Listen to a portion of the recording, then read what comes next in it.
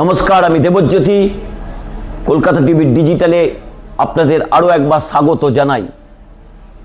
গত কয়েকদিন ধরেই রাজ্যের নির্বাচন নিয়ে যার পর নাই অস্বস্তি সাধারণ মানুষের হয়েছে।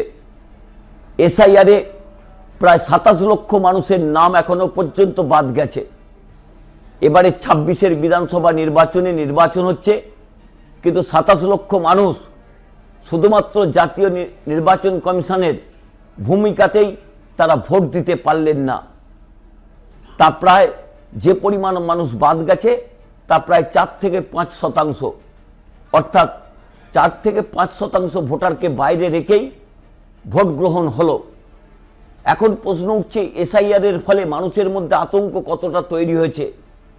200-র বেশি মানুষের মৃত্যু হয়েছে, নির্বাচনের দিনেও একজনের মৃত্যু হয়েছে। তাই মানুষের কাছে শিরোপীড়ার কারণ ছিল এবারের নির্বাচনে অংশগ্রহণ করা। বহু মানুষ দেশ বিদেশে থাকেন, রাজ্যের বিভিন্ন জায়গাতে থাকেন, কিন্তু তারা ভোট দিতে এসেছেন যথেষ্ট বিপদকে মাথায় নিয়ে। দিল্লি থেকে কলকাতার যেটুকু ফ্লাইটের ভাড়া 5 থেকে 8 হাজারের মধ্যে ওঠানামা করে, সেখানে ভাড়া হঠাৎ করে গত কয়েকদিন ধরে বেড়ে 30,000 টাকা পর্যন্ত চলে গেছে। কোথাও কোথাও 40,000, 45,000 টাকা এই বহুজাতিক বিমান সংস্থা কোম্পানিগুলি দাবি করছেন।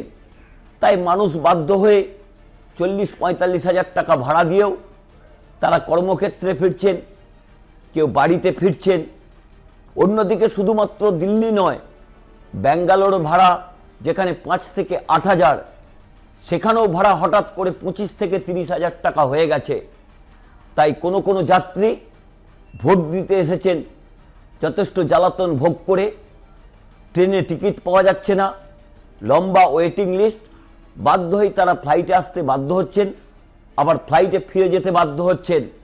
কিন্তু সেখানে দেখা যাচ্ছে সেখানেও ভাড়া 25 থেকে 30,000। তাই ঘুরপথে কেউ চেন্নাই হয়ে ব্যাঙ্গালোর যাচ্ছেন, কেউ দিল্লি হয়ে যাচ্ছেন। বিভিন্ন জায়গা ঘুরে তাদের পৌঁছাতে হচ্ছে কর্মক্ষেত্রে। তাই জাতীয় নির্বাচন কমিশন এবারের নির্বাচনকে সুষ্ঠু সম্পন্ন করার জন্য বেশ কিছু পরিকল্পনা নিয়েছিলেন, কিন্তু মানুষের এই হয়রানি মুকুবের জন্য কোনো তারা পরিকল্পনা নেননি। এছাড়াও আনার সময় বেশ কিছু অতিরিক্ত ট্রেন দেওয়া হয়েছিল। তৃণমূল কংগ্রেসের অভিযোগ যে ট্রেনগুলি দেওয়া হয়েছিল, কেউ বাথরুমে বসে, কেউ দরজায় বসে, দরজার গেটে বসে তারা নির্বাচনে অংশগ্রহণ করতে ভোট দিতে এসেছিলেন, কিন্তু তারা এখন আর ফিরতে পারছেন না। কারণ লম্বা ওয়েটিং লিস্ট, 2 মাস পরেও কিন্তু টিকিট যে পাওয়া যাবে তা নিয়েও কোনো নিশ্চয়তা নেই। তাই মানুষের কাছে শিরোপীড়ার কারণ হচ্ছে কর্মক্ষেত্রে ফেরত যাওয়া। তাই 25 থেকে 45,000 টাকা পর্যন্ত ভাড়া দিয়ে তাদের যেতে হচ্ছে, যেখানে সর্বোচ্চ ভাড়া 5 থেকে 8 হাজার টাকার মধ্যে ওঠানামা করে। সেখানে যদি 40-45,000 টাকা গুনতে হয়, তা যথেষ্ট অস্বস্তির কারণ। এবং যারা কাজের জন্য অন্য রাজ্যে পরিযায়ী শ্রমিকের কাজ করেন, তারা একটা ন্যূনতম বেতনের উপর নির্ভর করেই আসা যাওয়া করেন, কিন্তু তাদের বাজেট বেশ কিছুটা বেড়ে যাচ্ছে। তাই বেশ কয়েকজন পরিযায়ী শ্রমিক গতকাল যেটা জানিয়েছেন, যে তারা এসেছিলেন মালিকদের কাছ থেকে পয়সা ধার নিয়ে, এখন বাবা মায়ের কাছ থেকে বা অভিভাবকদের কাছ থেকে টাকা ধার নিয়ে ফ্লাইটে তাদের ফিরতে হচ্ছে কর্মক্ষেত্রে।